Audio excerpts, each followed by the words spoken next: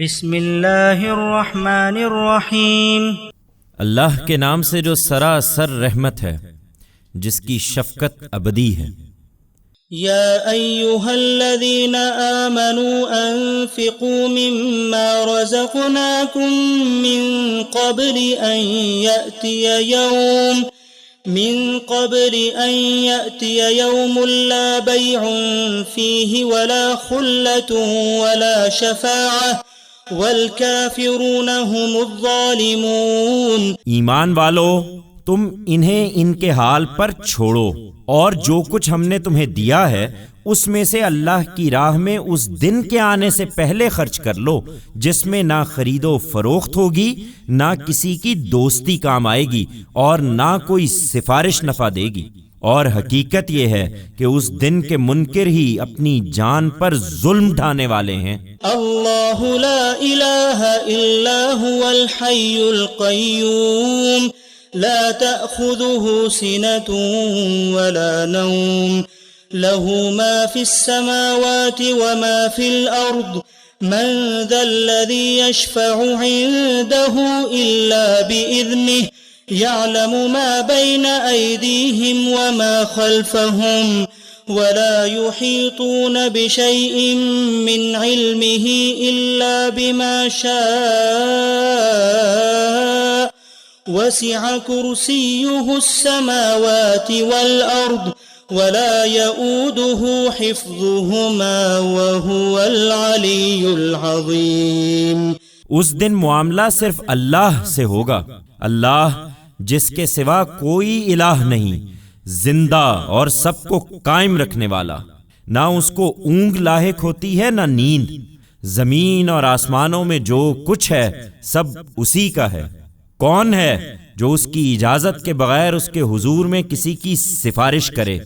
لوگوں کے آگے اور پیچھے کی ہر چیز سے واقف ہے، اور وہ اس کے علم میں سے کسی چیز کو بھی اپنی گرفت میں نہیں لے سکتے مگر جتنا وہ چاہے۔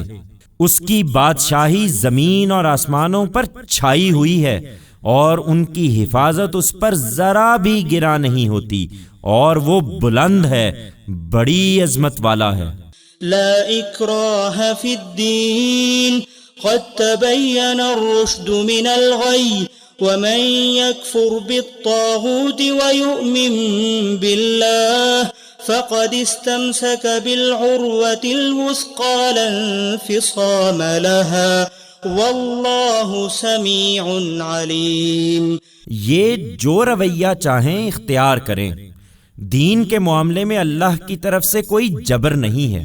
حقیقت یہ ہے کہ ہدایت اس قرآن کے بعد اب گمراہی سے بالکل الگ ہو چکی ہے، لہٰذا جس نے شیطان کا انکار کیا اور اللہ کو مانا تو اس نے گویا نہایت مضبوط رسی پکڑ لی جو کبھی ٹوٹ نہیں سکتی، اور یہ اس لیے کہ اللہ سمیع و علیم ہے۔ اللہ ولی الذین آمنوا یخرجهم من الظلمات الى النور والذین كفروا اولیاؤهم الطاغوت یخرجونهم من النور الى الظلمات اولئک اصحاب النار هم فیها خالدون۔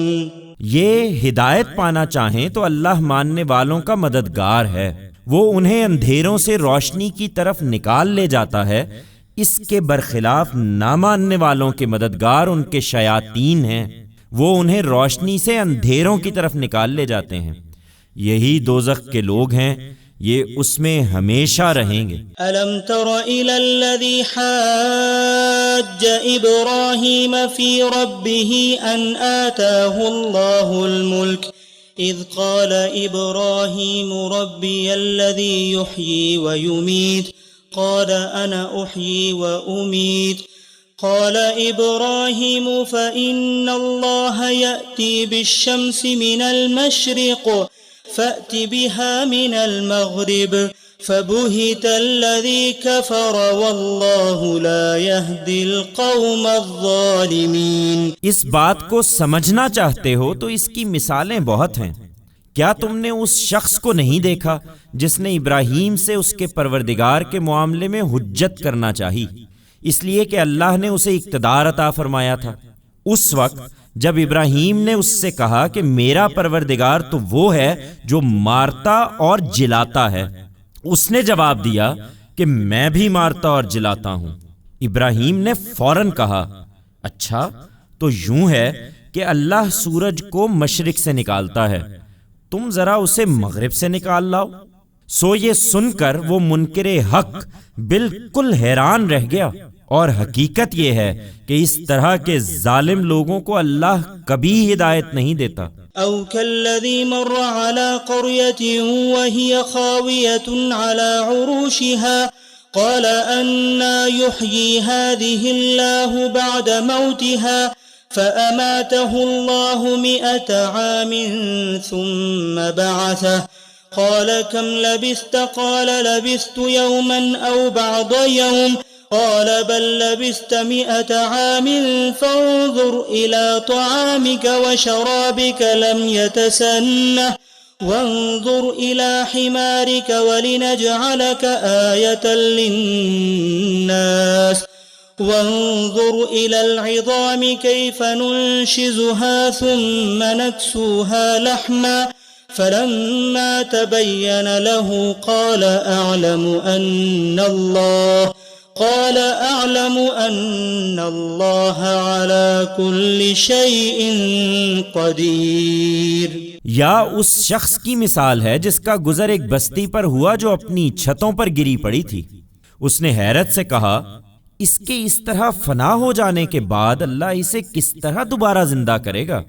اس پر اللہ نے اسے 100 سال کی موت دی، پھر اس کو اٹھایا اور پوچھا کتنی مدت پڑے رہے؟ اس نے جواب دیا 1 دن یا اس سے کچھ کم رہا ہوں گا۔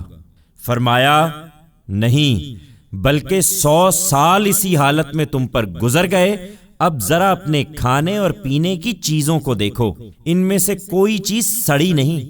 دوسری طرف ذرا اپنے گدھے کو دیکھو کہ ہم اس کو کس طرح زندہ کرتے ہیں، اس لیے کہ تمہیں اس بستی کے اٹھائے جانے پر یقین ہو، اور اس لیے کہ ہم لوگوں کے لیے تمہیں امید کی ایک نشانی بنا دیں۔ اور ہڈیوں کی طرف دیکھو، ہم کس طریقے سے ان کو اٹھاتے اور پھر ان پر گوشت چڑھاتے ہیں۔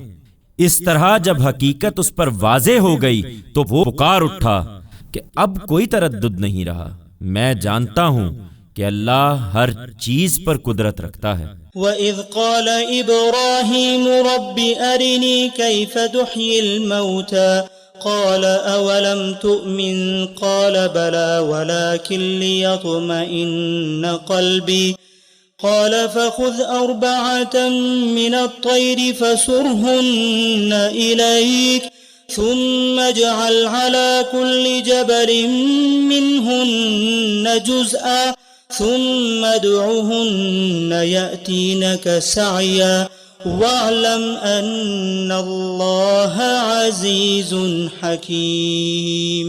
اور اس سلسلے میں وہ واقعہ بھی پیش نظر رہے جب ابراہیم نے کہا تھا کہ پروردگار مجھے دکھا دیں کہ آپ مردوں کو کس طرح زندہ کریں گے۔ فرمایا کیا تم ایمان نہیں رکھتے؟ عرض کیا ایمان تو رکھتا ہوں لیکن خواہش ہے کہ میرا دل پوری طرح مطمئن ہو جائے۔ فرمایا اچھا تو 4 پرندے لو، پھر ان کو اپنے ساتھ ہلا لو، پھر ان کو ذبح کر کے ہر پہاڑی پر ان میں سے ایک ایک کو رکھ دو، پھر انہیں پکارو، وہ زندہ ہو کر دوڑتے ہوئے تمہارے پاس آ جائیں گے۔ اور آئندہ کے لیے خوب سمجھ لو کہ اللہ زبردست ہے، وہ بڑی حکمت والا ہے۔ مثل الذين ينفقون أموالهم في سبيل الله كمثل حبة أنبتت 7 سنابل في كل سنبلة 100 حبة والله يضاعف لمن يشاء والله واسع عليم۔ الذين ينفقون أموالهم في سبيل الله ثم لا ثم لا يتبعون ما أنفقوا منا ولا أذى لهم أجرهم عند ربهم ولا خوف عليهم ولا هم يحزنون قول معروف ومغفرة خير من صدقة يتبعها أذى والله غني حليم يا أيها الذين آمنوا لا تبطلوا صدقاتكم بالمن والأذى كالذي ينفق ماله رئاء الناس ولا يؤمن بالله واليوم الآخر فمثله كمثل صفوان عليه تراب فأصابه وابل فتركه صلدا لا يقدرون على شيء مما كسبوا والله لا يهدي القوم الكافرين۔ ہدایت و ضلالت کے معاملے میں اللہ کا طریقہ یہی ہے، اس لیے یہ نہیں مانتے تو انہیں چھوڑو اور تم اچھی طرح سمجھ لو کہ اللہ کی راہ میں اپنے مال خرچ کرنے والوں کے اس عمل کی مثال اس دانے کی ہے جس سے 7 بالی نکلیں، اس طرح کہ ہر بال میں 100 دانے ہوں۔ اللہ اپنی حکمت کے مطابق جس کے لیے چاہتا ہے اسی طرح بڑھا دیتا ہے، اور حقیقت یہ ہے کہ اللہ بڑی وسعت والا ہے، وہ ہر چیز سے واقف ہے۔ جو لوگ اللہ کی راہ میں اپنے مال خرچ کرتے ہیں پھر جو کچھ خرچ کیا ہے اس کے پیچھے نہ احسان جتاتے ہیں نہ دل آزاری کرتے ہیں، ان کے لیے ان کے پروردگار کے ہاں ان کا اجر ہے، اور ان کے لیے نہ وہاں کوئی اندیشہ ہے اور نہ وہ کبھی غم زدہ ہوں گے۔ ایک اچھا بول اور ناگواری کا موقع ہو تو ذرا سی چشم پوشی اس خیرات سے بہتر ہے جس کے ساتھ اذیت لگی ہوئی ہو، اور تمہیں معلوم ہونا چاہیے کہ اس طرح کی خیرات سے اللہ بے نیاز ہے۔ اس رویے پر وہ تمہیں محروم کر دیتا، لیکن اس کا معاملہ یہ ہے کہ اس کے ساتھ وہ بڑا بردبار بھی ہے۔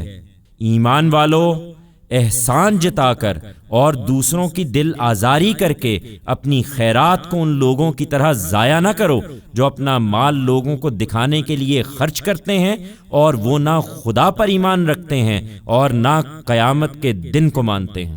سو ان کی مثال ایسی ہے کہ ایک چٹان ہو جس پر کچھ مٹی ہو، پھر اس پر زور کا می پڑے اور اس کو بالکل چٹان کی چٹان چھوڑ جائے۔ قیامت کے دن ان کی کمائی میں سے کچھ بھی ان کے ہاتھ نہ آئے گا، اور حقیقت یہ ہے کہ اس طرح کے ناشکرے لوگوں کو اللہ کبھی راہ یاب نہیں کرتا۔ وَمَثَلُ الَّذِينَ يُنفِقُونَ أَمْوَالَهُمُ ابْتِغَاءَ مَرْضَاتِ اللَّهِ وَتَثْبِيتًا مِّنْ أَنفُسِهِمْ كمثل جنة بربوة أصابها وابل فآتت أكلها ضعفين فإن لم يصبها وابل فطل والله بما تعملون بصير۔ اللہ کی خوشنودی چاہنے کے لیے اور اپنے آپ کو حق پر قائم رکھنے کی غرض سے اپنا مال خرچ کرنے والوں کی مثال اس باغ کی ہے جو بلند اور ہموار زمین پر واقع ہو، اس پر زور کی بارش ہو جائے تو اپنا پھل دونا لائے، اور زور کی بارش نہ ہو تو پھوار بھی کافی ہو جائے۔ یہ مثال سامنے رکھو اور مطمئن رہو کہ جو کچھ تم کرتے ہو اللہ اسے دیکھ رہا ہے۔ أَيَوَدُّ أَحَدُكُمْ أَن تَكُونَ لَهُ جَنَّةٌ مِّن نَخِيلٍ وَأَعْنَابٍ تَجْرِي مِن تَحْتِهَا الْأَنْهَارُ لَهُ فِيهَا مِن كُلِّ الثَّمَرَاتِ وَأَصَابَهُ الْكِبَرُ وَلَهُ ذُرِّيَّةٌ ضُعَفَاءُ فأصابها إعصار فيه نار فاحترقت كذلك يبين الله لكم الآيات لعلكم تتفكرون۔ کیا تم میں کوئی یہ پسند کرے گا کہ اس کے پاس کھجوروں اور انگوروں کا ایک باغ ہو جس کے نیچے نہریں بہتی ہوں، اس میں اس کے لیے ہر قسم کے پھل ہوں اور وہ بوڑھا ہو جائے اور اس کے بچے بھی ناتواں ہوں اور باغ پر سموم کا بگولا پھر جائے اور وہ جل کر خاک ہو جائے؟ احسان جتا کر اور دوسروں کی دل آزاری کر کے اپنا انفاق برباد کر لینے والوں کی حالت قیامت میں یہی ہوگی۔ اللہ اسی طرح اپنی آیتیں تمہارے لیے واضح کرتا ہے تاکہ تم غور کرو۔